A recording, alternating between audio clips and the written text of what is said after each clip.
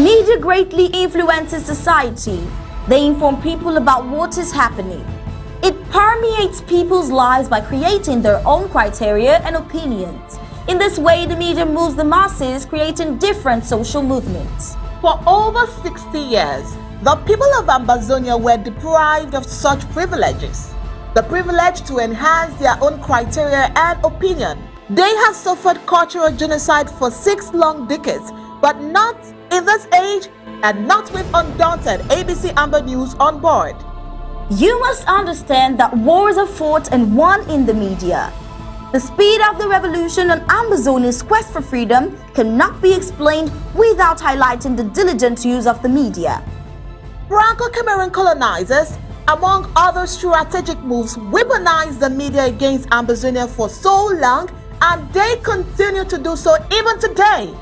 The question would be, how much do the oppressed people of Ambazonia need to counter the media rage? Indeed, how much more is required to stop the genocide? The carnage in Ambazonia didn't start today. In 1961, 1972, 1984, and 1992, Ambazonians were slaughtered in huge numbers and help was not forthcoming. Why? Because the oppressor was the piper in the media. The good news is we have what it takes to dictate the pace. Right now, ABC Amba TV is taking advantage of the wonders of multimedia aggressively to inform the misinformed and disinformed with Undaunted and other revolutionary programs bringing it to the news untold stories. Most importantly, to win the media war by taking ABC Amba TV into every multimedia platform. In a word, where the importance of storytelling can never be overemphasized, Ambazonians has to tell her own story, not the other way round. And like we say it always, Ambazonia must narrate her story accurately. We can do this together, you know, right? You are just a click away. Visit our website at www.abcambatv.com, and the steps are quite simple. With just a click on the website, you can become a club member with so many benefits.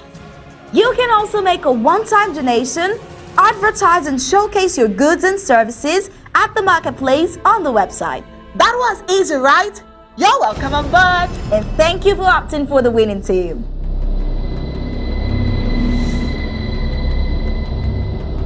From the Savannah to the Midland and the Atlantic, Ambazonia has risen to fall no more. Ambazonia rise.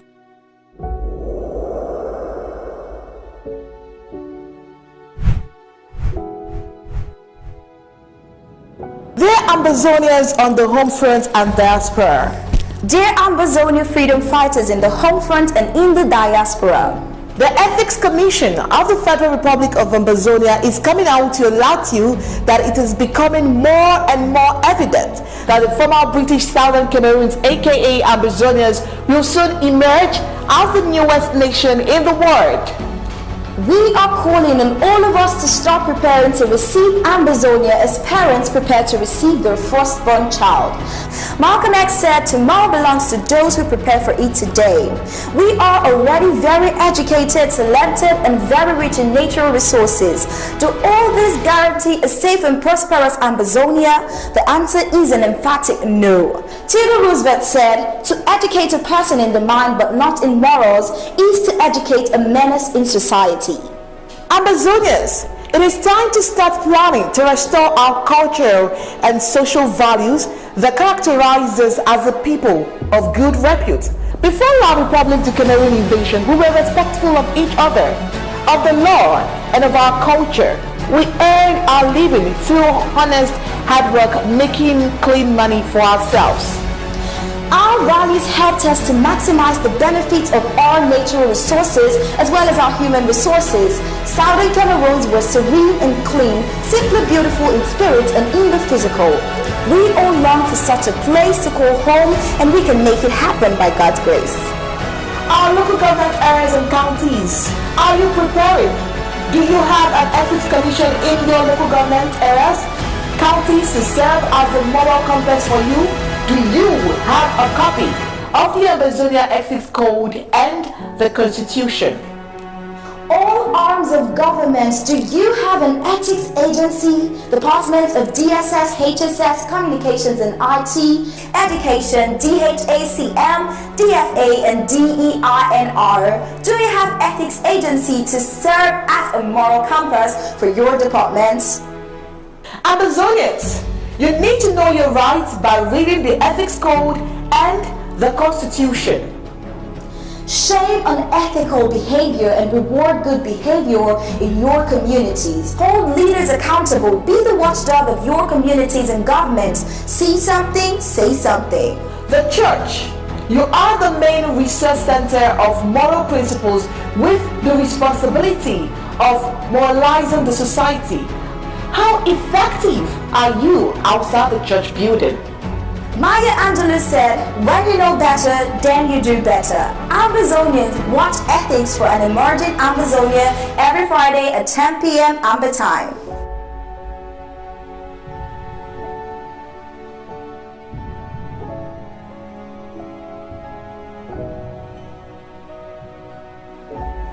Exclusively on ABC Amba TV. Stay tuned.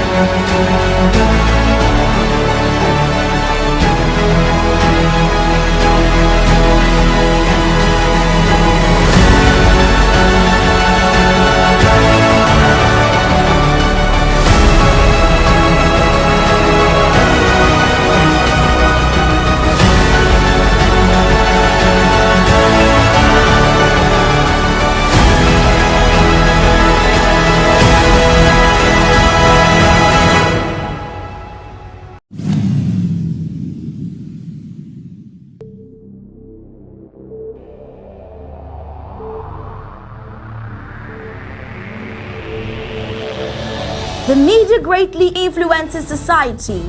They inform people about what is happening.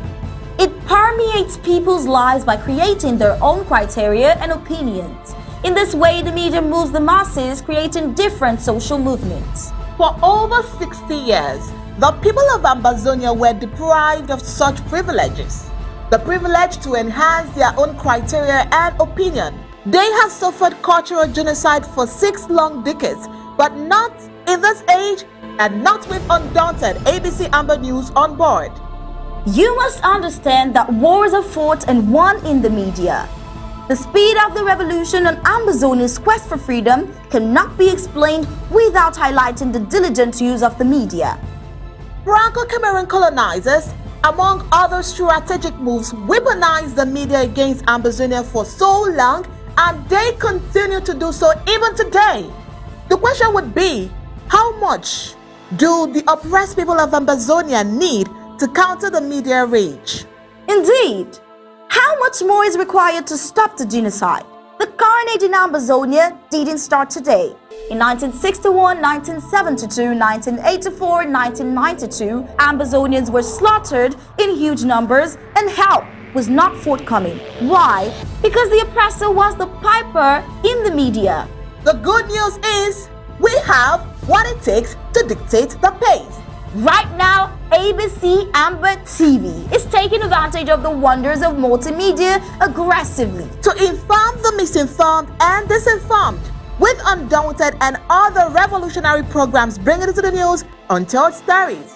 Most importantly, to win the media war by taking ABC Amba TV into every multimedia platform. In a word, where the importance of storytelling can never be overemphasized, Ambazonians has to tell her own story, not the other way round. And like we say it always, Ambazonia must narrate her story accurately. We can do this together, you know, right? You are just a click away. Visit our website at www.abcambatv.com, and the steps are quite simple. With just a click on the website, you can become a club member with so many benefits. You can also make a one-time donation, advertise and showcase your goods and services at the marketplace on the website. That was easy, right? You're welcome on board. And thank you for opting for the winning team.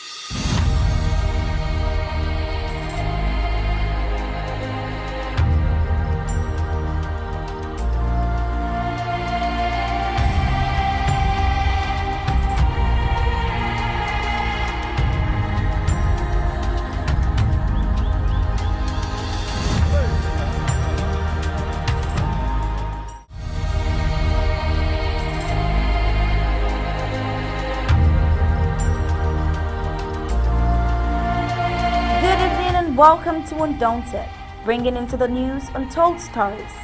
I am Star Smart. Let's begin.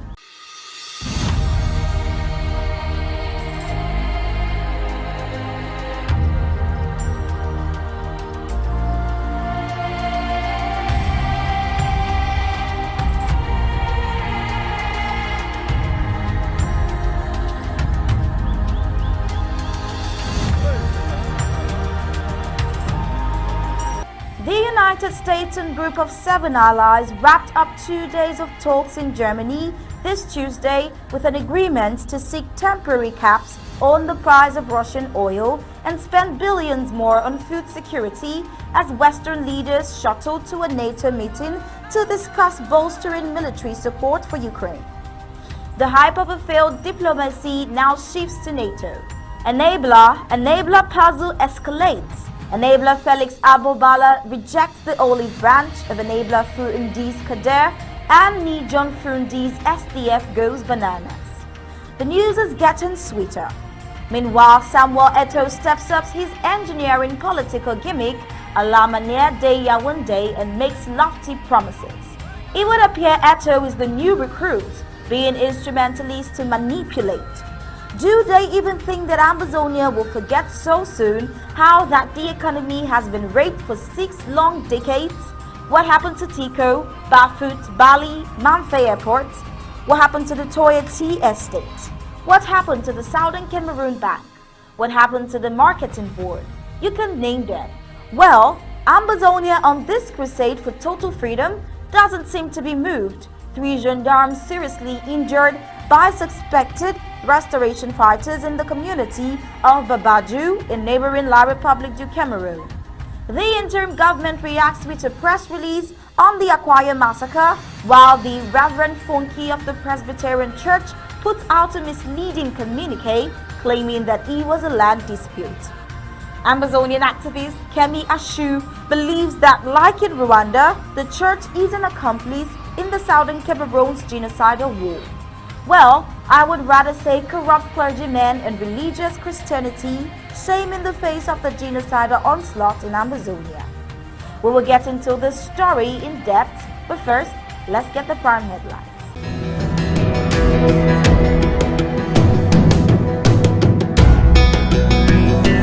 Prime headlines for today.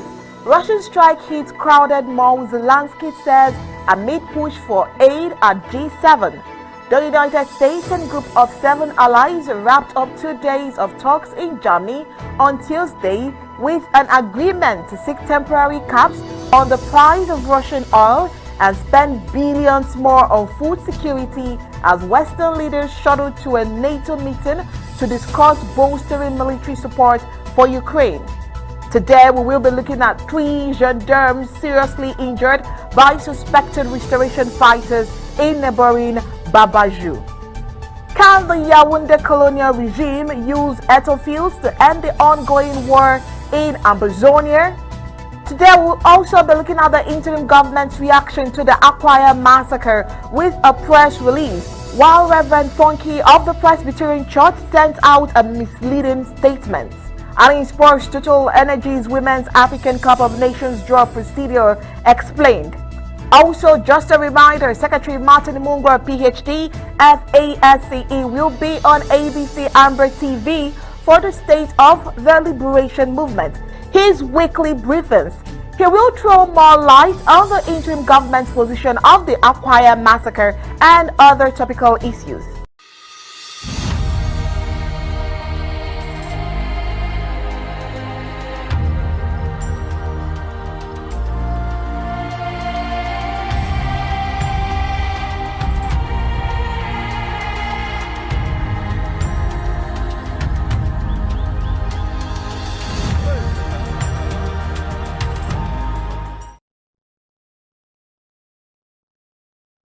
A Russian strike hits a crowded shopping mall in central Ukraine on Monday. President Volodymyr Zelensky said on Telegram at least 15 civilians were killed and scores injured, according to officials, with figures expected to rise. Videos shared in the aftermath appeared to show the mall in the industrial city of Kremenchuk engulfed in flames.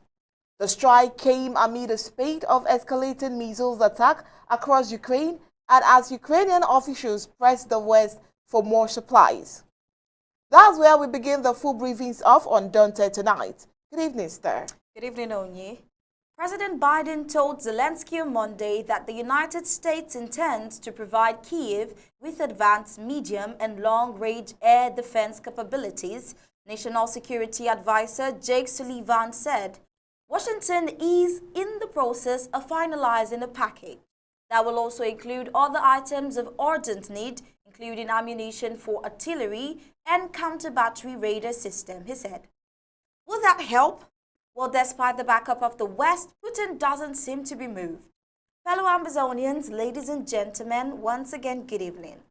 Meeting in Germany's Bavarian Alps, leaders from the Group of Seven, the world's wealthiest democracies, condemned the mall strike. We stand united with Ukraine in mourning the innocent victims of this brutal attack. The statement read, indiscriminate attacks on innocent civilians constitute a war crime. Russian President Putin and those responsible will be held to account. Watch the incident for yourself.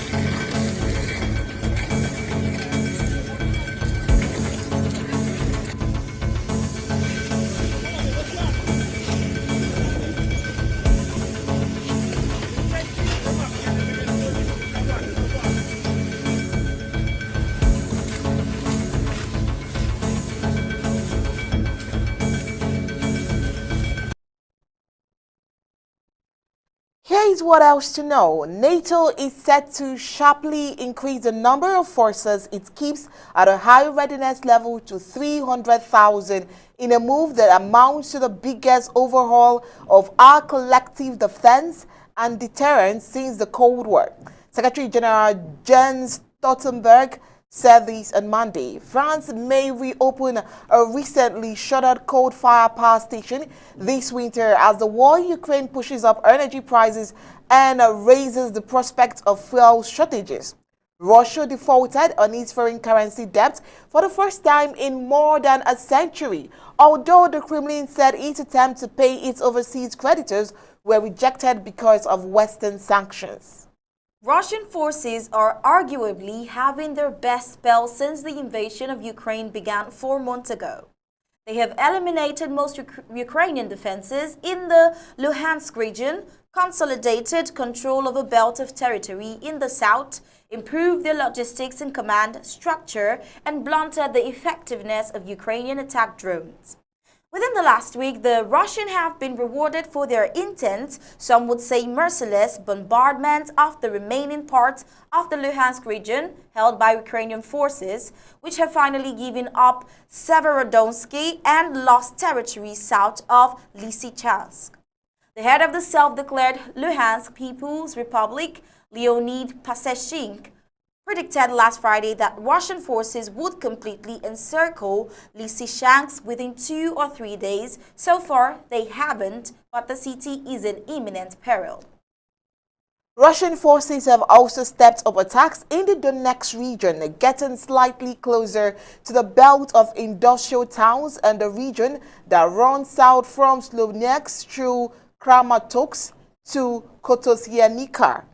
The immediate dilemma for the Ukrainian military is whether it remains committed to defending Lysychansk with the risk of losing troops and weapons if the city is encircled, and whether Ukraine's political leadership will order a withdrawal to new defensive lines.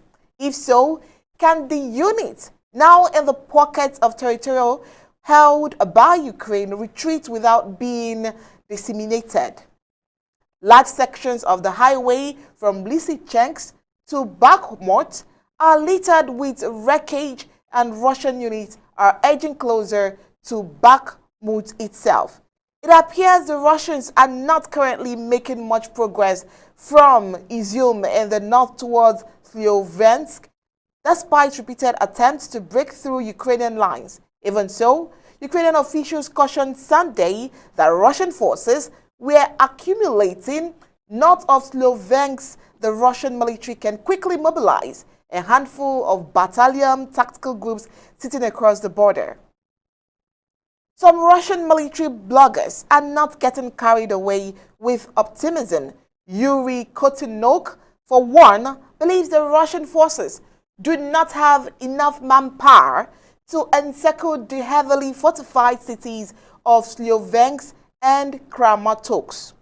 In the longer run, the Ukrainian best hope is that as they deploy more Western weaponry capable of destroying Russian artillery, rocket systems, and command posts far behind the front lines, they can gradually reduce the deficit in firepower. But weapons such as the HIMARS rocket system, which has a range of 70 kilometers 43 miles in the configuration supplied to Ukraine, require several weeks of training. And in Donbass, several weeks is a long time given the current pressure on Ukrainian forces. That pressure is all the greater because many of the units deployed to the region are among the most experienced that Ukraine has. They have been worn down by the sheer intensity of Russian bombardment and are not easily replaced. And the Ukrainian military has already lost in combat some of the weapons rushed to the front. Russia's Ministry of Defense claimed last week that Russia's strikes has already eliminated some of the US-supplied M777 howitzers. The Russian offensive has also learned from mistakes made during the initial and abortive drive towards Kyiv. Air defenses, principally the S-300, have been deployed to provide extensive rather than local cover, making Ukrainian attack drones less effective. Anecdotally, it seems fewer videos have been posted recently on social media showing Ukrainian combat planes in action. It is important to highlight that many foreign forces have made alliance with Ukraine since the war began. Olga Machesko has an insight of this. Let's watch this report courtesy of the BBC. Days after the Russian attack on Severodonetsk that took the life of a second British soldier, thousands of foreigners are still fighting. Here, in one of Ukrainian regions, we were given access to one of the secret bases of the Foreign Legion fighting here in Ukraine. The latest recruits are being welcomed by their commander. And I hope you will stay here to protect Ukraine, to fight for Ukraine, to kill Russian by your rifle. Is it clear? I'm more determined than ever to stand up and fight for this beautiful country. Are you scared? No. Soldiers from over 50 countries have different motivations for risking their lives. It's not just for Ukraine, it's also for Taiwan because I come here for the independence and the freedom. We are fighting for the democracy of this world against a dictator. If I'm alive, I'm going to stay until this war ends. Del McGee has been here for several months. Before coming to Ukraine, he had served in the British Army for 4 years. I was actually at work with my dad. I turned around to him and I went, "Dad, I'm going." His battalion has been involved in the fighting, and 4 men have been killed since the beginning of the war. The possibility of dying out here is probably on everyone's mind here, but I personally came out to help, and if I die whilst doing so, that's it. The International Legion is part of Ukrainian armed forces. All the soldiers here have official contracts, but all the top positions are taken by Ukrainians. Oleg shows me the battalion's bunker, originally built to protect Ukrainians from Nazi Germany during the Second World War. Now it protects Ukrainians from Russia. This is our weapon storage for ammunition, M16s, Kalashnikovs, sniper rifles, grenades. Javelins, the anti-tank missiles, are also at their disposal. However, some recruits are not satisfied with the weapons they've been given. A lot of the supplies that are being sent through into Ukraine are going to, the Ukrainian government in general, then being distributed out. And I think the Legion's on the bottom of the list they want to supply with gear, unfortunately. So I think we just get whatever's left. The spokesman of the Foreign Legion denies this and says that all its soldiers' weapons are just as good as those given to the Ukrainian army. As the new recruits are dismissed with fresh orders, they are well aware that this may be the last moment they're together, but they are ready to serve till the end.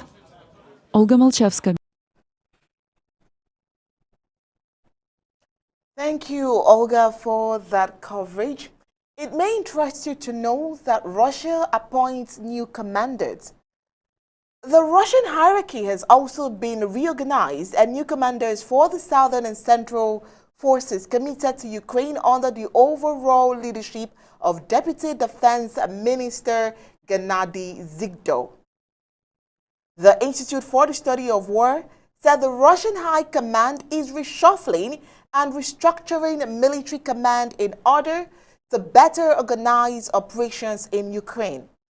It's perhaps no accident that the first reported visit of Russian Defense Minister Sergei Shoigu and senior commanders to forces involved in the special military operation came as the tide seems to flow in Russia's favor.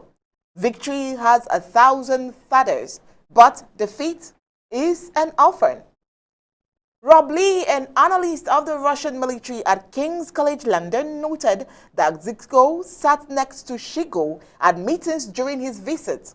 Lee recalled that Russia apparently had no overall commander in their initial phase. That was a match, violating the unity of command principle. The great unknown is whether Russian success is rolling up Ukrainian defenses in Donetsk, which might encourage a further expansion of its war aims beyond the special military operation. Perhaps an effort to sustain the momentum as far as Dnipro River, which essentially divides Ukraine into two. That is the worst-case scenario for the Ukrainians, and for now, it remains a distant possibility rather than an imminent risk. Ukrainian forces are still defending some 12,000 square kilometers, that is 4,600 square miles, of Donetsk alone, an area the size of Connecticut. Despite Ukrainian reverses in recent weeks, there is still plenty of evidence that Russian armor is also suffering a high rate of attrition. Western officials believe some battalion tactical groups have been reconstituted, and there may be a silver lining for Ukraine in its battlefield reverses. They make the case for an accelerated weapons pipeline from the West just as the G7 leaders meet. One of President Zelensky's most committed backers, UK Prime Minister Boris Johnson, is aware of the risk of Ukraine fatigue as the battlefield appears to turn in Russia's favor. The first few weeks and months of the Ukrainian resistance have been characterized by overwhelming global unity and a huge surge of support for the Ukrainian people, he said as the G7 got underway in Germany. It is essential that this is sustained for the long term. Russia's behavior and the atrocities Putin is committing must not become normalized in the eyes of the world. US President Joe Biden issued a similar appeal. We have to stay together. Putin has been counting on from the beginning that somehow NATO and the G7 would splinter, but we haven't and we're not going to, he said. There is for now no sign that either side is going to blink, not least because so much is at stake. Hal Brandt, writing in Foreign Affairs, said the conflict has both highlighted and deepened the fundamental global coverage today. The clash between advanced democracies that are committed to the existing international order and the Russian atrocity trying to overturn it. But for Putin, this war of choice is an installment, a big one, of an existential struggle against U.S. hegemony. The Institute for the Study of War concluded that the Kremlin intends to conduct a protracted conflict in Ukraine and is seeking to advance mobilization efforts to support long-term military and political goals in occupied areas of Ukraine. But now, what's happening within the Ukrainian army? Our correspondent John Sparks had a closer look. Let's hear him. These men form the elite on the Ukrainian side, members of the Marine Corps, south of the city of Severodonetsk. They're always armed, always ready, rifles kept within reach, and they told us they don't have the time to be afraid. And what goes through your mind when you get the command? Excitement? Fear? Адреналин. Чувство адреналина таке. Що я ще скажу? І все. The Russians have focused their firepower in the east as they attempt to batter their way into the Donbass. Territory is seized by destroying it first. Thousands have been caught in the crossfire. The Ukrainians are mounting a determined defense, but it comes at a price. This is Marine Company Commander Alexander, waiting for the order to head to the front. What's it like when you are sitting here in this village waiting? Ну, ми рідко просто так сидимо. Як правило, ми стараємося займатися, тому що багато під час ведення активних бойових дій з'являється багато поранених, є загиблі. Їх міняють на нових людей. Нові люди менш підготовлені, ніж люди, які були з нами ізначально. Тому приходиться постійно проводити заняття. Here's part of the training. His unit ready for battle in 10 minutes or less. But they might not make it back. How many men have you lost since the war began? У мене підрозділ був на 100% комплектований військовослужбовцями контрактної служби. Тобто це люди, які служать вже не перший контракт. Тобто 80% з них зараз є або вже не боєздатними через важкі поранення, або загиблі. You can't sustain those sort of losses indefinitely, can you? Ну, я навіть не знаю, як відповісти на це питання. Важко. He says the Russians have also suffered, and he took us to a field where his forces repulsed an enemy column back in April. We saw shards of metal and a pair of boots, and shallow graves where Russian soldiers have been buried. Certainly dead bodies here. You can smell them. Analysts make estimates about the number of dead, but the reality lies in fields like these. How many bodies do you think are lying around in these fields? Навіть приблизно сказати не можу. В цій частині там близько 40 чоловік. А по тій стороні переправи, там де було розбито артилерію і підірвалися на мінах, ну там, я не знаю, ну там порядка 150-200 чоловік, напевно. The fight for life is waged in here, the back of an ad hoc ambulance.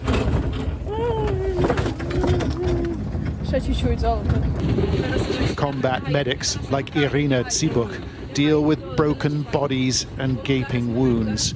And after 4 months of fighting, she's tired. I'm really exhausted, and I just feel I need to sleep like for a few weeks. Just sleep, watching Netflix, eating like food from fast food delivery, yeah, and hug my mom. She says many of the country's best soldiers have already been lost. She now treats their less experienced replacements. I see the guys that come here, they are not professional, they don't know what to do, and they are really very scared, so that's why I'm caring. That worries you, does it? Yeah. The invasion has done damage that will last for generations. But these battlefield medics say they all support the war. What choice do we have if we choose to be Ukrainian? John Sparks. We are not done yet with our overview of this story. If the West continues to play dirty politics, this war in Ukraine could lead to many things. Amit Sengupta from India has this overview. He calls it Russia's best kept secret. What's his analysis?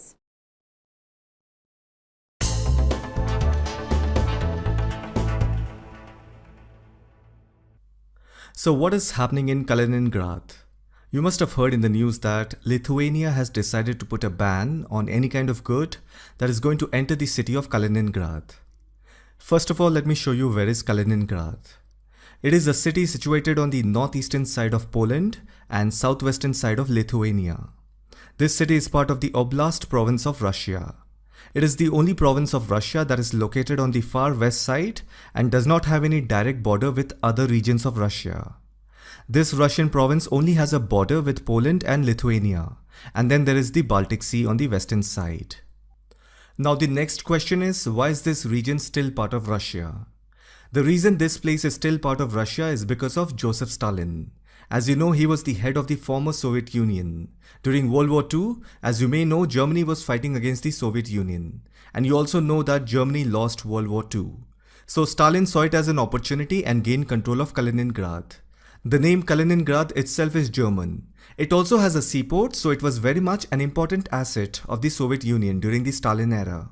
So if you see, Kaliningrad is basically a German city, which was turned into a Soviet city by Stalin under the Potsdam Agreement. The Potsdam Agreement was formed right after the end of the World War II. When Adolf Hitler lost the war in 1945, the United States, the United Kingdom and the Soviet Union, who were also the Allied powers, they decided to break German territories into different parts and occupy them. That is how the former German city of Kaliningrad went into the hands of Joseph Stalin, and even today it remains under the control of Russia. So this is the short story behind how Kaliningrad is still part of Russia. Now that you have some idea about Kaliningrad, now let's try to understand why Lithuania has decided to put a ban on any kind of good that gets inside Kaliningrad from Lithuania through railway transit. As you know, European Union has put a series of sanctions on Russia since the beginning of March. And now Lithuania has decided to follow the European Union sanctions. If you see here, the city of Kaliningrad has a border with Lithuania, which is some 200 kilometers long. The Neman River forms the natural border between Lithuania and Kaliningrad. In fact, natural boundaries like rivers and mountains usually form borders of states or any countries. As you can see on this map, there are two international roads that connects Kaliningrad and Lithuania. There is a Lithuanian railway station by the name of Kybartai, and the other one is here called Pagėgiai railway station. So these are the 2 points from where Lithuanian railways enter Kaliningrad. On June 18th, the cargo unit of Lithuania's state railways service announced details of the ban. In fact, the Lithuanian Deputy Foreign Minister Mantas Adomaitis has mentioned earlier that his ministry was waiting for clarification from the European Commission on applying European sanctions to Kaliningrad cargo transit. That means Lithuania did not put the ban on its own. The European Commission has ordered Lithuania to do so. In fact, these railway lines are not just limited to Lithuania and Kaliningrad. These railway lines connect Moscow to Kaliningrad. And obviously after the Russia-Ukraine war, the Western countries including the United States and European Union would badly want to put restrictions on all kinds of road and railway transits that connects Moscow to Kaliningrad. Plus Lithuania is part of the European Union, so any kind of sanctions the European Union puts on Russia have to be obeyed and implemented in every European Union territory. Presently, the population of Kaliningrad is roughly around 10 lakhs. According to the 2010 Russian census, the majority of the people who live in this region are Russians. That means this announcement by Lithuania is definitely going to cut the supply lines for Russians who live in Kaliningrad. Anton Alikhanov, the governor of the Russian Oblast province, has said that this ban would cover around 50% of the items that Kaliningrad imports. 50% is a lot. That means road and railway transit is blocked. Obviously, European airspace is also blocked for Russian planes. That means air and land are blocked. What else is left? Seaway. As I have said in the beginning, Kaliningrad shares the Baltic Sea. That means there has to be a seaport, and the name of that seaport is Kaliningrad Sea Commercial Port. This seaport is an ice-free port on the Baltic Sea. And now after this sanction, even Russia has said that they will now send goods by ship. It will travel from St. Petersburg through the Gulf of Finland, then into the Baltic Sea. After that, it will reach the seaport of Kaliningrad. The sea route is roughly around 1000 kilometers. Let's try to understand the geostrategic importance of Kaliningrad. The Kaliningrad province is of great strategic importance to Russia. And this is also the reason why Kaliningrad remained under Moscow's control even after its borders were cut off from the rest of Russia when Lithuania declared independence after the fall of the Soviet Union in 1991. So the reason this region is very important for Russia is because it is very close to the heart of NATO. I'll tell you what I mean. Currently, NATO has battalions in Estonia, Latvia, Lithuania and Poland. These battalions are controlled and commanded by the United Kingdom, Canada, Germany and the United States respectively. And by the way, they are combat-ready forces. After the Russia-Ukraine war this year in February, more NATO battalions were established in Bulgaria, Hungary, Romania and Slovakia. So overall, if you see right now presently there are 8 multinational battalions that together form NATO's eastern flank. These battalions have ships, planes and troops. UK and Italy both have 1 aircraft carrier each patrolling in the North Sea. And then United States, France, even they have their aircraft carrier on the German coast of the Baltic Sea. Poland and Slovakia have the US air defense system, which is the Patriot. So as of now, this is what Eastern Europe looks like with all its NATO battle groups. And here is Kaliningrad. Now an interesting thing is that Russia has nuclear weapons in Kaliningrad. It is very close to the Baltic Sea. Even the Lithuanian government is aware of it. And you may be thinking, when did Russia deploy nuclear weapons in Kaliningrad? Have they recently done it due to the Ukraine war? No, Russia has been storing nuclear weapons in Kaliningrad since a long time ago. So Russia knew that one day the West would expand towards the eastern side and ignore the Russian concerns. So keeping that in mind, Russia has been hiding nuclear weapons in Kaliningrad all this while. Russia has nuclear capable Iskander missiles in Kaliningrad. And this becomes an important reason as to why Kaliningrad is of strategic importance to Russia. Even the United States and the European Union countries are aware of this. So you can say that Kaliningrad is a Russian territory that is strategically positioned behind NATO lines. And it is an important key outpost for Russia. For every move NATO has planned, Russia has already planned in advance. That is why you will find that it is not that easy to intimidate Russia. Now because of this Russia-Ukraine war, United States has put sanctions on Russia. European Union has also put sanctions on Russia. And you must be aware that US has stopped purchasing Russian oil back in March itself. And the European Union has also slowly started reducing oil imports from Russia. And that is the reason the cost of oil and gas has gone up all across the world. But the fact of the matter is Europe cannot fully replace gas from its biggest supplier, Russia.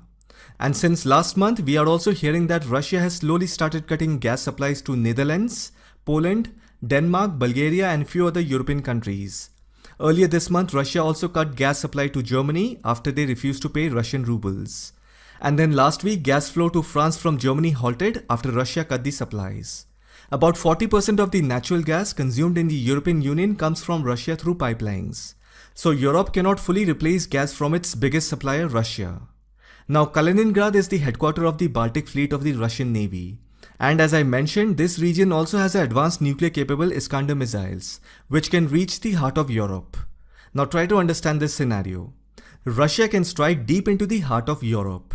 And if NATO decides to strike Kaliningrad, then that would lead to a nuclear war.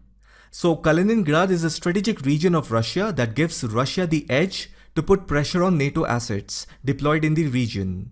And as you know, Estonia, Lithuania, Latvia, Slovenia, Romania and Bulgaria, they have banned Russian airlines from their airspaces.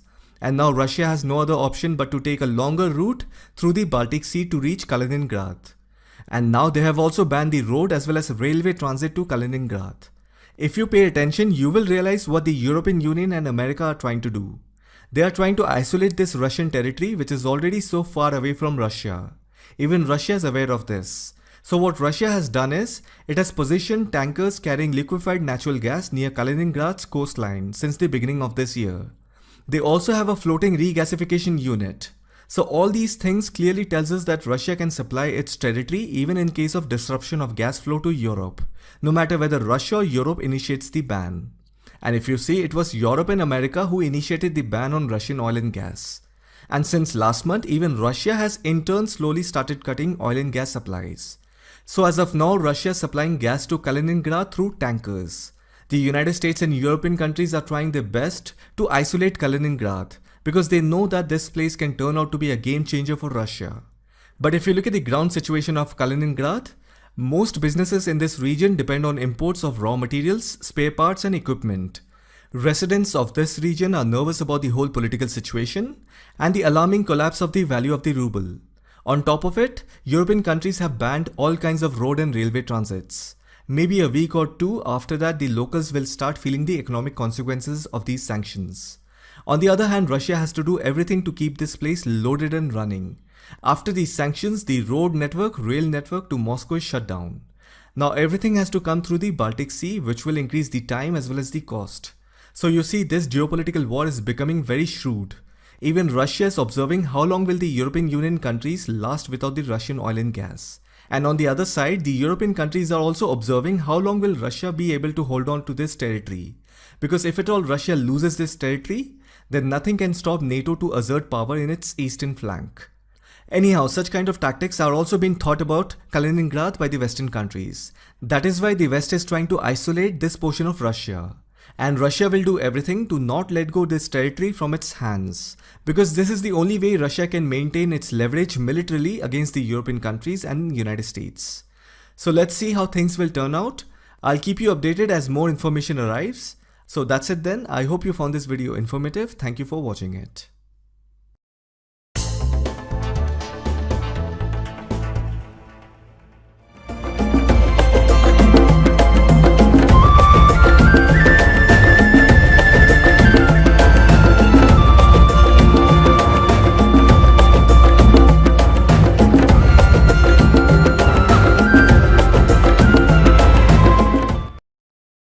Can the Yaoundé colonial regime use ethyl fuels to end the ongoing Ambazonian war? That's the big question of tonight. What do you think, Onyi? I think it's a formula that's familiar. Failures of colonial La République du Cameroon government to lure Ambazonia to bow down to them continues to multiply. After a failed reconstruction process in the heart of a raging war where the people wondered aloud whether the colonial government was counting also on miracles to reconstruct war-torn Ambaland. After a failed DDR disarmament, demobilization, and rehabilitation centers, which ended up as self-imprisonment or voluntary imprisonment centers, and from where the colonial government exploited and recruited spies, vigilantes, and anti-Amba fighters to steal, kill, kidnap, and request ransom, only to paint the Ambazonian Restoration Forces black. After using Choayaba, ADF, EIR, and Colonel Bamkri Axis to no avail, after using Chris Anu and Coopers to no avail, etc. after using Paul Tasing, Atanganji, Fikemonyang, Diongute, Frundi, etc., the Yaoundé junta has now found a new route to use sports as a factor of unity to keep Ambazonia in slavery. I would hasten to say that they are jokers. Their joker this time is the La République du Cameroon international football star Eto'o Fields, who doubles as FECAFOOT president. Eto'o announces that the #1 enemy of Ambazonia, the French Brazils du Cameroon, will construct stadia in Cameroon, beginning with Bamenda. This is no doubt a big ploy to lure the so-called Anglophones. We think every bona fide Ambazonia must stay vigilant and be on the alert to nip such a bait in the bud. La République du Cameroon can't fool Southern Cameroonians, Ambazonians all the time. Paul Biya, on taking office, made his first outing to Bamenda, where he lied that Bamenda was a second home and made a fake promise that he, Biya, was going to survive and supervise the ring road. Today, 40 years after taking office, there is no ring road. Who do they think they are fooling? Eto'o has just climbed up as FECAFOOT president, and Ambazonians don't need any more fallacious promises from the colonialists, because what God has put asunder, let no one try to put together. Eto'o thought this was going to be business as usual, but the reaction on social media have been different. When Ambazonia reacted, and I read, "Politicians always amazes me with empty promises. Come to Bamenda Stadium with your communications secretary, Ernest Obama, and make the speech. Firstly, make genuine peace talks with the people and restoration forces. Secondly, Brassiere is banned in Southern Cameroon or Ambazonia. The people truly need peace, which you have totally refused to talk about or empathize with, even with the killings of babies and young people. We can already x-ray your agenda. Stop looking only for what interests your political ambitions and ego. We need basic necessities like clean water, good roads, good healthcare, improving the quality of life of the people in these regions, education, etc. Building a gigantic stadium for the homeless or IDAPs is a waste of resources. Use that money to build Menchum Dam that can generate electricity and bring way more income into the economy than football. Your agenda is well calculated." What do you think, Onye? I cannot agree any less with you, Star. Another school of thought insinuates that Eto'o lofty promises is a way to buy himself some more support from the government to avoid ejections as FECAFOOT president after having been charged with fraud. Eto'o, who played for Barcelona from 2004 to 2009, received a fine and a 22-month suspended sentence, but will not serve any time, as is customary in Spain for prison terms of under 2 years for non-violent crimes. Reports in Spain claims Eto'o, who is 41 years old, will pay a fine of 1.8 million euros. If you do that conversion, it would be $1.9 million. The record 4-time African Footballer of the Year and Jose Maria Mesalas, his former representatives, who for his part was sentenced to 12 months and a fine, must reimburse Spanish tax authorities for the amount defrauded, around 3.9 million euros. Prosecutors accused Eto'o of failing to declare income from the transfer of image rights between 2006 and 2009. Former Cameroonian football star Samuel Eto'o has struck a deal with Spanish prosecutors to avoid going to jail for tax fraud he committed while playing for Barcelona, a court in the city announced on Monday last week. Well, Ambazonia will not be your easy exchange, Mr. Eto'o. Now let's even think for 1 minute that your lofty promise is honest. There are questions you may have to provide urgent answers to.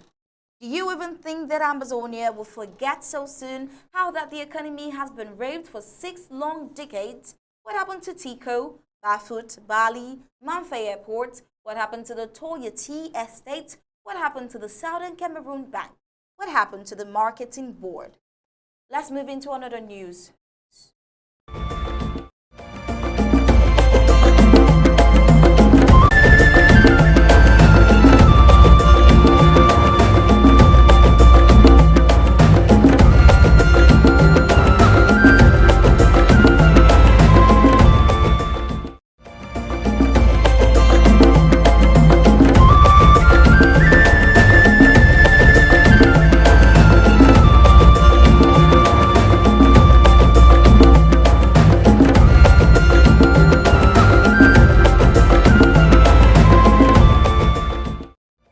While the Yaoundé junta and the enablers are playing chase with the ongoing war, they should understand that lives are being lost hourly, daily, monthly, yearly, and it's been 6 years already. Just to affirm that what they is saying, we are receiving reports that 3 gendarmes were seriously injured by suspected restoration fighters in neighboring Babajou. It is now even evident that no dirty politics will quench the people's hunger for freedom. According to the reports, residents around the Babajou Gendarmerie's brigade in neighboring La République du Cameroon's western region had a sleepless night this Monday, breaking Tuesday, as a heavy gun battle between suspected Ambazonia forces and elements of the National Gendarmerie of the locality lasted for almost an hour. Security sources say the suspected fighters attempted an invasion of the gendarmerie post before meeting stiff resistance from the colonial government forces. The colonial senior divisional officer for Bambachos, Franco Franquin Etepar, informed of the situation, descended to the site together with the colonial divisional officer of Babajou, Yega Ngos Mathieu Brice. The injured are MDL Asumu, MLE 23109, MDL Ngomyem, MLE 24251, and Gen Mponi, MLE 32080. An uneasy calm now reigns in and around Babajou. Let's talk about the enabler puzzle right after this break.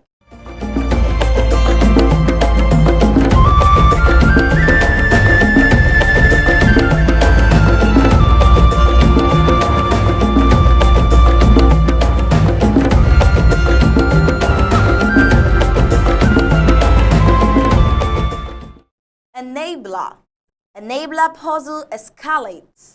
Enabler Felix Agbobala rejects the olive branch of Enabler Frundi's cadre, and Nijon Frundi's SDF goes bananas. Like I told you earlier, the news is getting sweeter.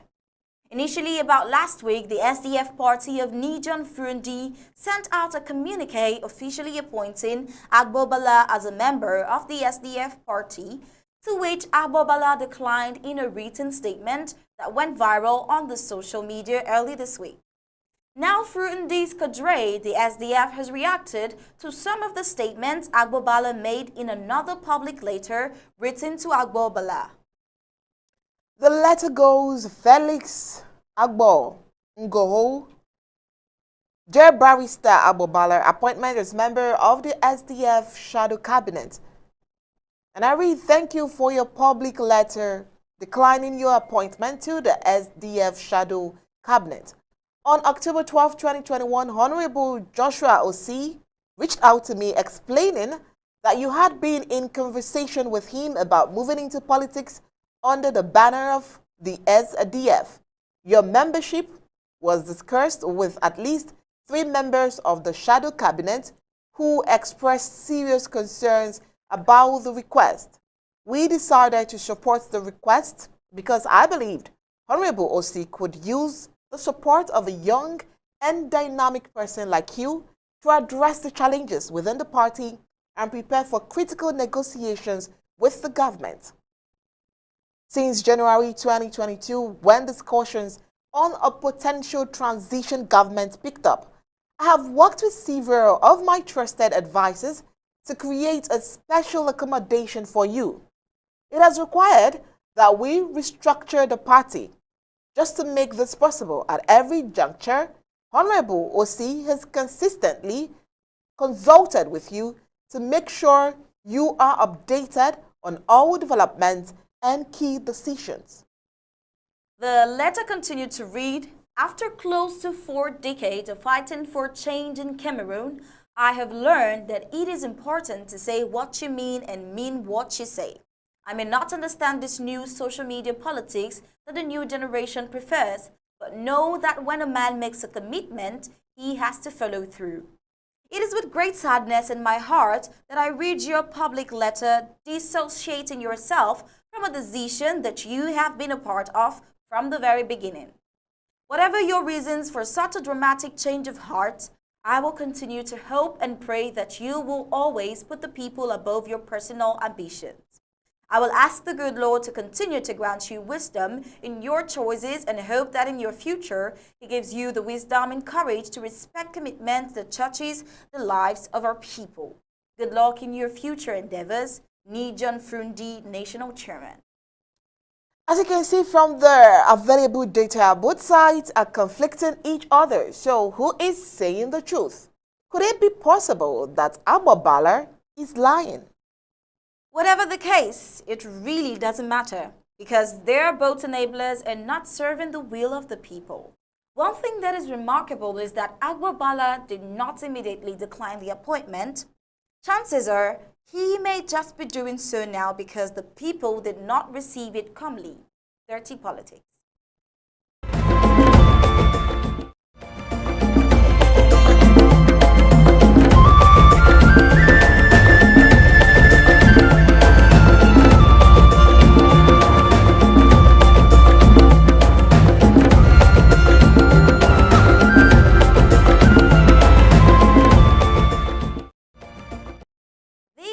Government has finally reacted with facts with the Akwaya massacre.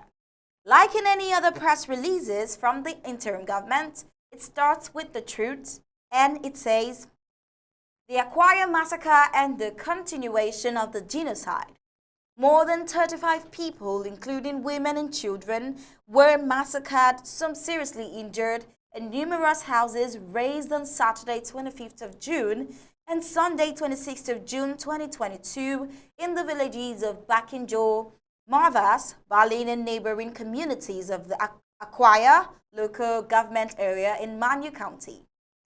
Among the casualties are citizens of Nigeria resident in those communities, which condolences to the bereaved families and the entire people of Akwaya local government area, who wish those injured a speedy recovery.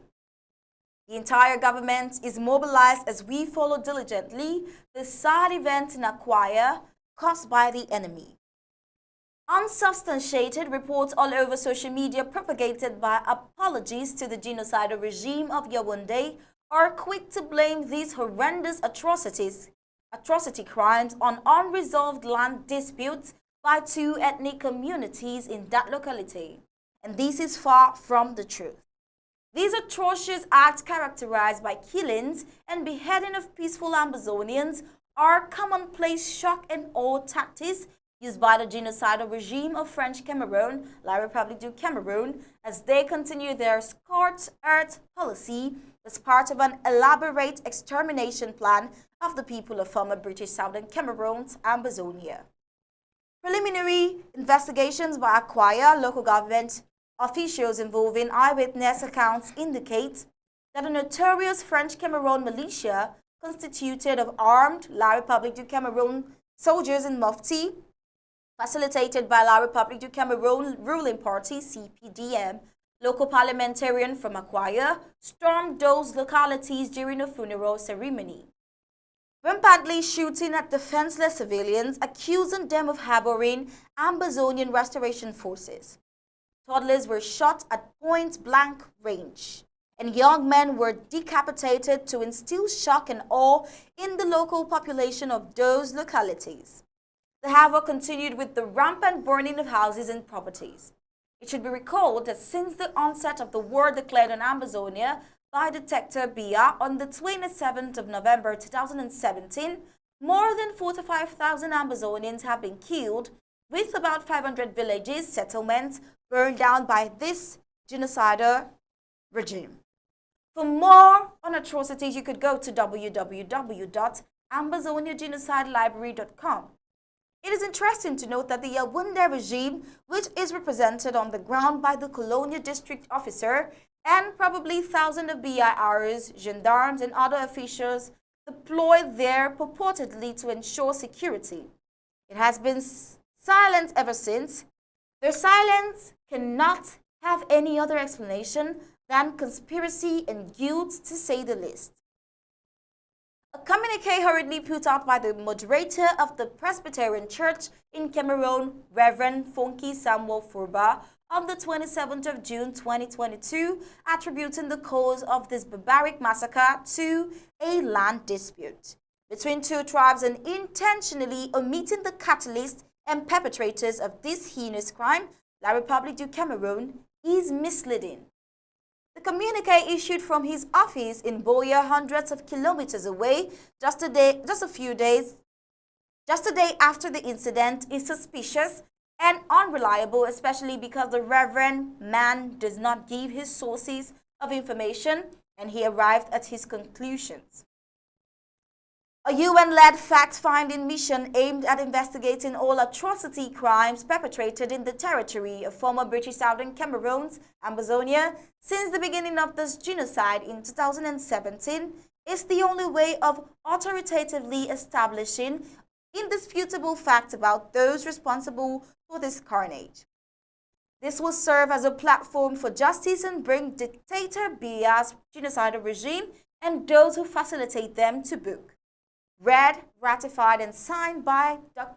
Martin Mungwa, PhD, FASCE, Secretary of State's Department of Communications and IT, Federal Republic of Ambazonia.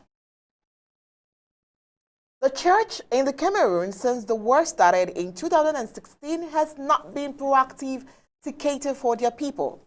Some of their leaders are seemingly corrupt. Some would think that they are speaking the truth, but that's not the case. One such leader is Reverend Fonky. Let's see what the communique says.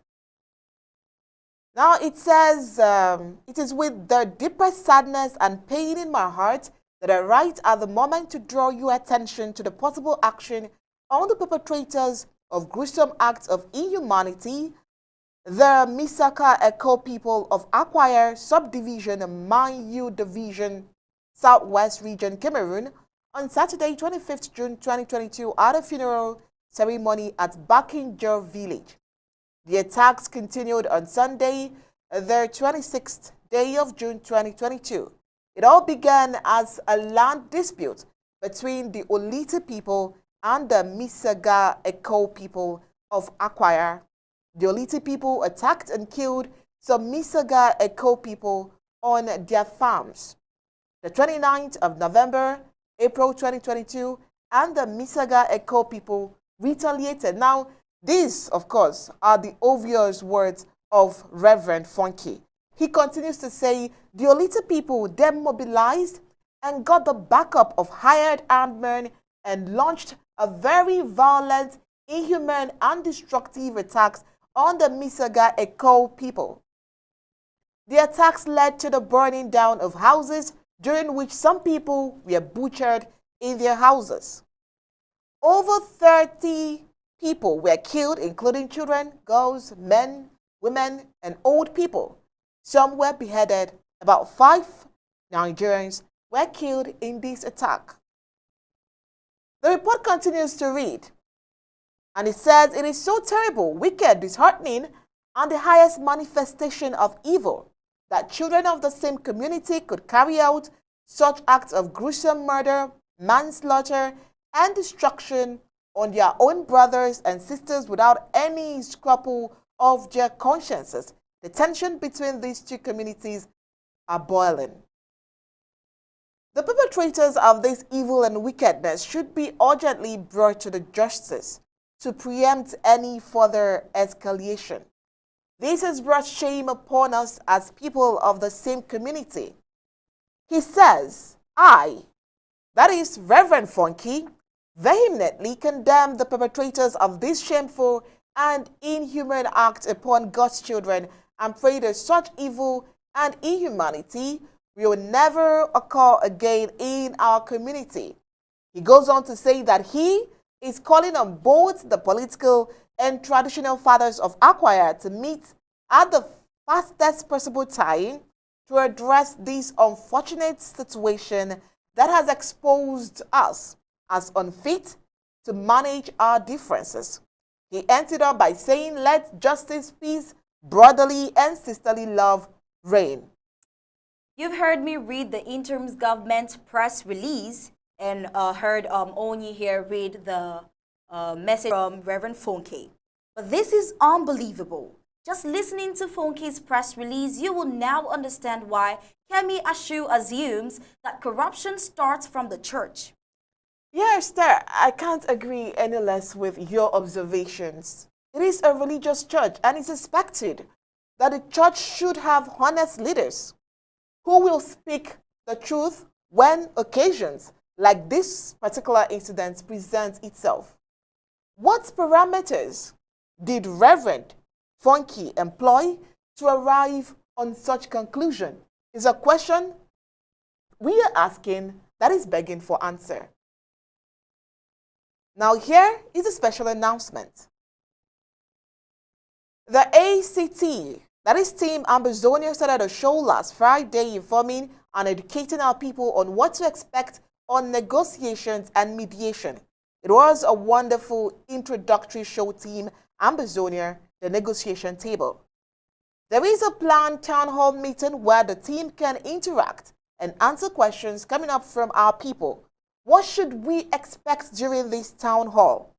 What is the difference between mediation and negotiations? What does a mediator do? What can we expect from the mediator? Who are the principal actors in the SLP?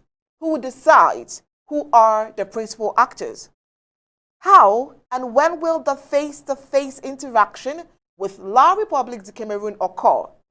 Can a principal actor walk away from the negotiation table? If so, what happens? Or what are the consequences? These and more, and much more, will be addressed during the Team Ambazonia Town Hall meeting on June 30th, 2022 at 8 p.m. Amber time. Don't miss this special town hall. Let's bring you the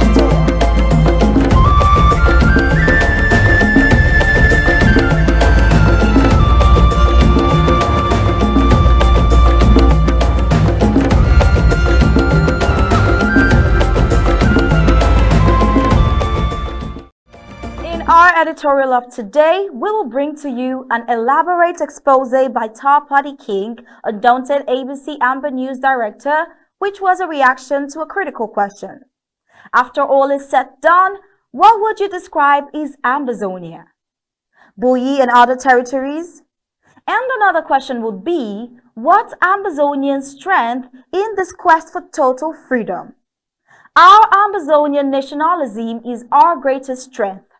6 years into the struggle for the liberation of our country from the genocidal occupation of Cameroon, our Ambazonian nationalism has remained our greatest strength.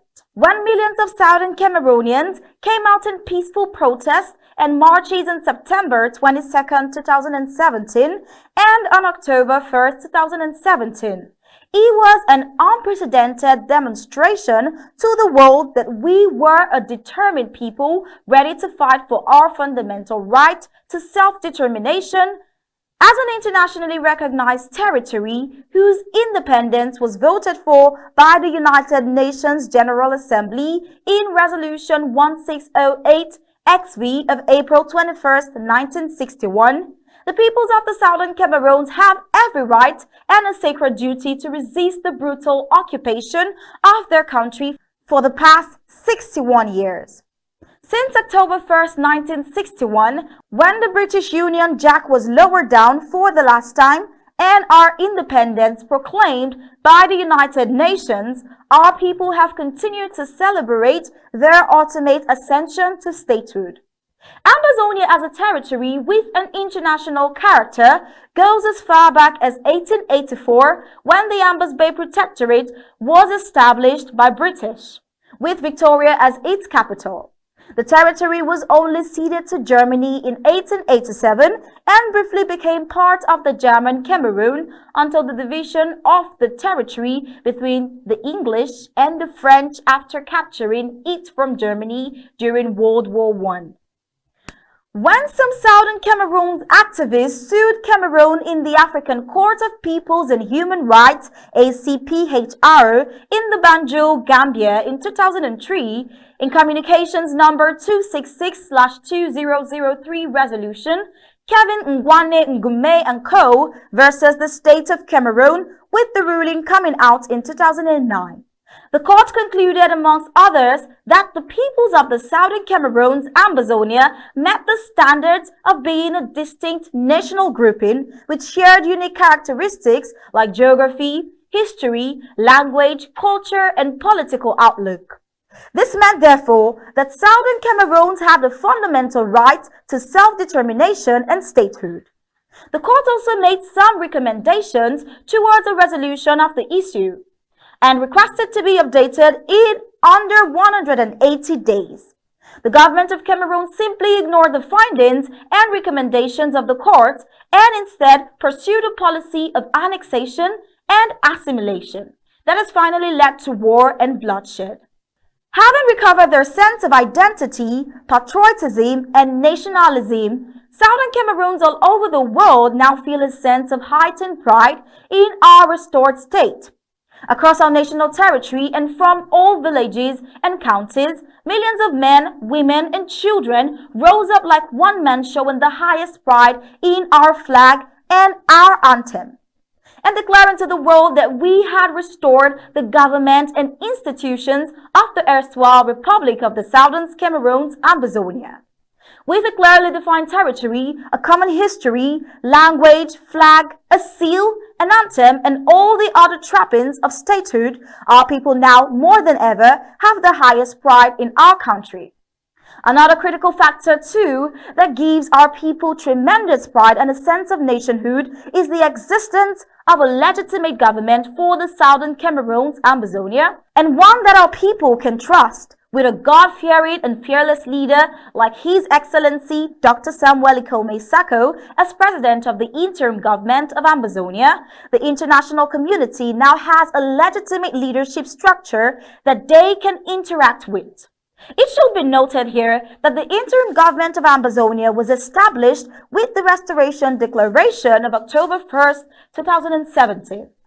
This declaration restored the Southern Cameroon's government that was first by Dr. Emmanuel Ndele, Dr. John Ngu Foncha, Robert Ngwa, and St. Muna before it was finally dissolved in an illegal referendum conducted on May 20, 1972. After the abductions of Sisiko Julius Ayuk Tabe and co. in Nigeria in January 2018, the Yaoundé regime thought that our people were going to be so discouraged that the struggle would die down. However, the opposite happened, because our people became even more nationalistic, getting a capable and tough acting president in the person of Dr. Samuel Ikome Sako, coming out in large demonstration across the world, contributing greater amounts of money for the struggle, launching successful advocacy campaigns, and making diplomatic overtures. Meanwhile, more and more of our people are joining and becoming more active in our restoration quest as the facts of our history are made clearer by the day. We must not forget that the Southern Cameroons, having achieved self-government as early as 1953, when our representatives, led by Dr. E.M. Ndele, left the Eastern House of Assembly in Enugu and established a government in Boya in 1954, the Southern Cameroons was considered one of the most stable and politically mature states in Africa. While many other countries in Africa and around the world were still suffering under colonial rule, the Southern Cameroons was already progressing towards a vibrant, democratic, peaceful, and tolerant society. Our political system was so advanced that when the then Prime Minister and head of government business, His Excellency Dr. John Ngufoncha in a freely conducted election, the Ghanaian leader Dr. Kwame Nkrumah came to the southern Cameroons to congratulate our people and to meet our leaders. Having had a common history from the founding of the Ambas Bay settlement in Bimbia by Jamaican missionaries to the Ambas Bay Protectorate establishment by the British Crown in 1884, to the Ambas Bay Protectorate established by the British Crown in 1884 through the German colonial period, the League of Nations, UN trusteeship period, independence, occupation, and restoration. The peoples of the southern Cameroons, Amazonia, have always been one people with a strong national consciousness, from a common language, English, Pidgin English, to a common legal system, educational system, political outlook. The peoples of Amazonia have over the ages developed a very powerful identity and way of life. The brutal occupation, annexation, and attempts at assimilation have not been able to cancel the pride that our people have in our country and nation. That's why our young men and women continue to bleed and die at the front, and thousands of others are locked up in the prisons of Cameroon. We must therefore hold on tight to our Amazonian nationalism, because that's what gives us the spiritual strength to make the kinds of sacrifices that we've been making now for more than 6 years. As a proud and brave people, we have no choice but to fight on until our country is fully liberated. And this is where we end our editorial for today. If you want to enjoy more of such beautiful articles, kindly visit our website at www.abcambertv.com for more. Subscribe and become a club member today. Thanks. Today I would like to exceptionally take you through our payment methods so that you can be a part of this winning strategy. It's simple. ABC Amber TV payment channels, Cash App, telephone number, +1 240 486 8768. Hashtag $Amber ABC. Zelle, Amazonia Broadcasting Corporation, telephone +1 240 486 8768. PayPal, payments at abcambertv.com. UK bank account, account holder Amazonia Broadcasting Corporation, sort code 231470, account number 229908885. IBAN, GB25TRWI23147022990885. Europe account, account holder, Amazonia Broadcasting Corporation, BIC, TRWIBEB1XXX, IBAN BE42967309341854. Australian bank account, account holder, Amazonia Broadcasting Corporation, BSB code 802985, account number 2110400023. Canadian bank account, account holder, Amazonia Broadcasting Corporation, institution number 621, account number 2001102861148, transit number 16001. New Zealand account, account holder, Amazonia Broadcasting Corporation, account number 0420101042037. Thank you for your donations. I am Star Smart reporting for Undaunted ABC Amber News. And now sports.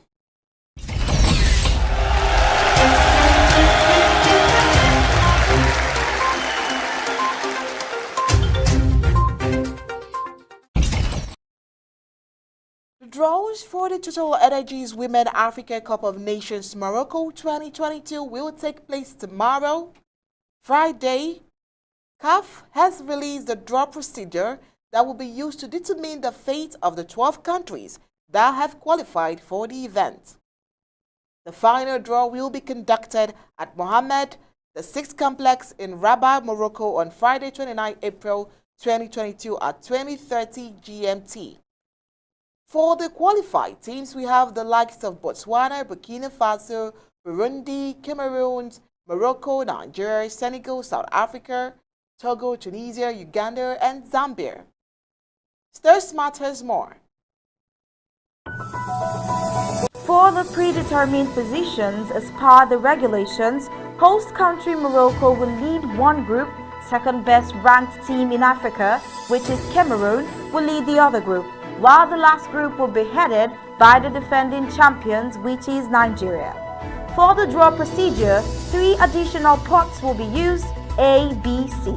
Each pot will contain 3 balls. The first ball drawn from pot 1 will go to group A. A ball will be drawn from pot A to determine its position, A2, A3, A4 in the group. The second ball drawn from pot 1 will go to group B. A ball will be drawn from pot B to determine its position, B2, B3, B4 in the group. The third ball drawn from pot 1 will go to group C. A ball will be drawn from pot C to determine its position, C2, C3 and C4.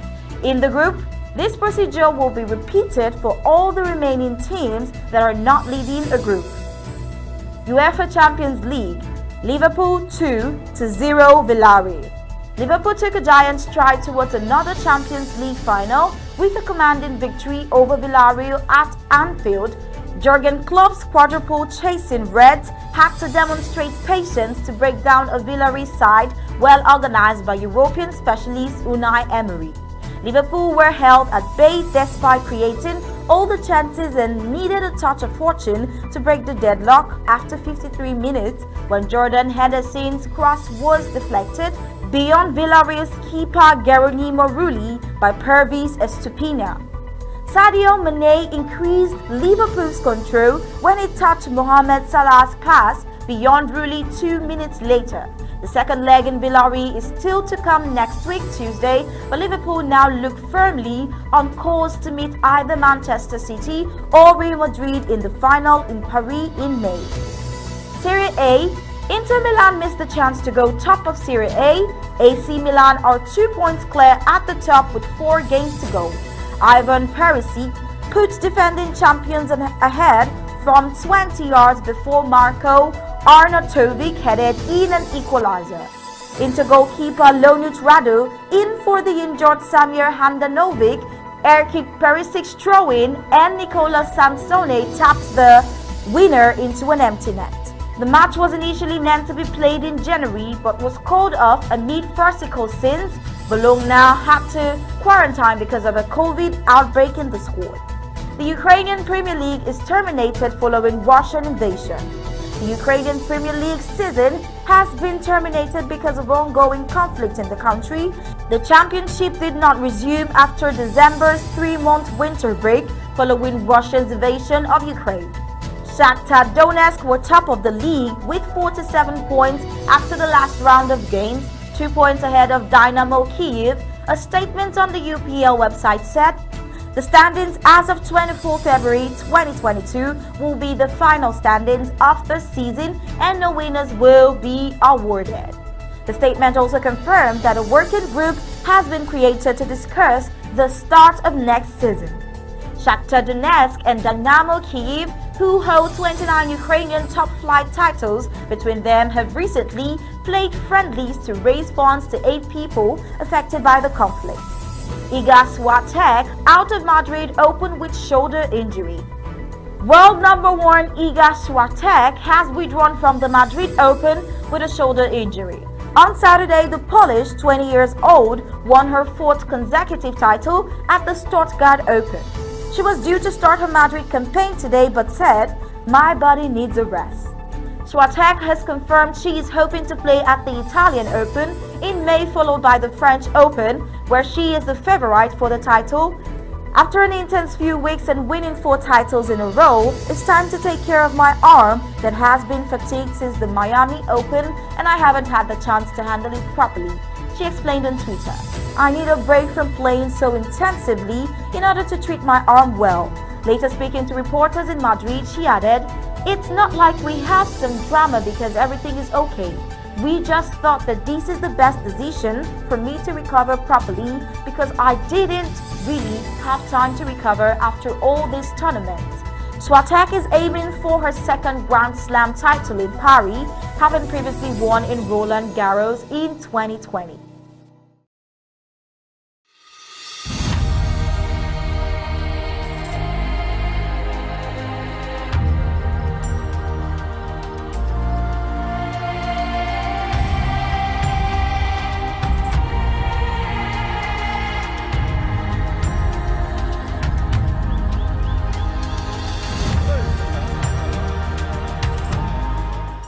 And with that sports report, we have come to the end of Undaunted tonight.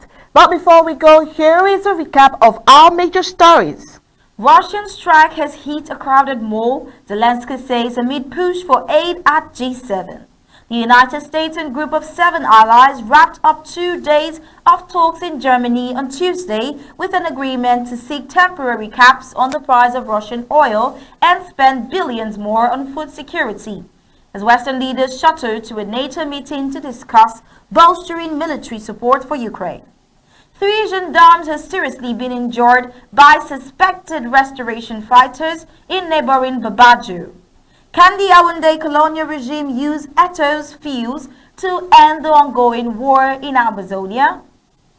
The interim government has reacted to the Aquia massacre with a press release, while Reverend Fonke of the Presbyterian Church sent out a misleading statement. And in sports, Total Energies Women Africa Cup of Nations draw procedure explained. Just a gentle reminder, Secretary Martin Mungwa, PhD, FASCE, will be on ABC Amba TV for the State of the Liberation Movement, which is his weekly briefings. He will throw more light on the interim government position of the Aquia massacre and other topical issues. And that was it for tonight on Undaunted, bringing into the news on Church Stories. On behalf of my co-anchor, Stir Smart, and the entire Undaunted crew, we say thank you. I am Oni Opmala. We'll leave you with ABC Amba TV images. Good night and God bless you.